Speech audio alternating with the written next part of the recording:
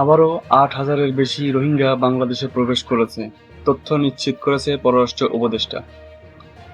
সুপ্রিয় দর্শক, আসসালামু আলাইকুম। এআরবি বার্তা চ্যানেলের পক্ষ থেকে আপনাদেরকে স্বাগতম।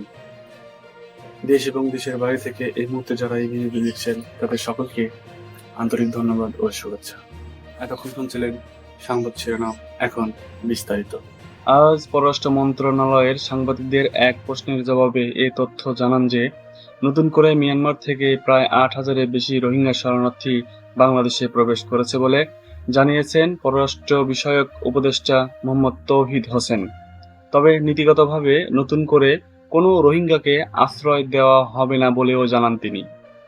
পররাষ্ট্র উপদেষ্টা বলেন, আমাদের কাছে তথ্য আছে প্রায় ৮,০০০-এর বেশি রোহিঙ্গা বাংলাদেশে ঢুকেছে। সীমান্তের বিষয়টি যদিও আমার না, কিন্তু ঢুকে পড়লে তখন আমাদের হয়ে যায়। এটা নিয়ে আগামী ২-৩ দিনের মধ্যে সিরিয়াস আলোচনা হবে মন্ত্রী পরিষদে এবং এটা কিভাবে ঠেকানো যায় আমাদের চেষ্টা করতে হবে। তিনি বলেন, এটা যথাসম্ভব আটকানোর চেষ্টা করা হবে, আর আমরা নীতিগতভাবে নতুন করে কোনো রোহিঙ্গাকে আশ্রয় দেব না। বিশ্লেষক হিসেবে সাবেক পররাষ্ট্র সচিব তৌহিদ হোসেন রোহিঙ্গাদের প্রত্যাবাসন সফল করতে হলে আরাকান আর্মির সঙ্গে বাংলাদেশ সরকারের যোগাযোগের কথা বলেছেন। তবে বর্তমান সরকারের একজন উপদেষ্টা হিসেবে তৌহিদ হোসেনের অবস্থান জানতে চাওয়া হয়। জবাবে তিনি বলেন, আমি এখনো তা মনে করি, তবে বিষয়টা ব্যক্তিগতভাবে আমার একার না। সরকারিভাবে এটা কতটুকু সম্ভব আমার কাছ থেকে এর চেয়ে বেশি কিছু আপনারা আশা করবেন না, কারণ আমি যখন মুক্ত মানুষ ছিলাম তখন যে ভাষায় কথা বলতে পেরেছি, এখন আমি যদি কোনো কথা বলি খেয়াল রাখতে হবে আমি প্রতিনিধিত্ব করি সরকারের।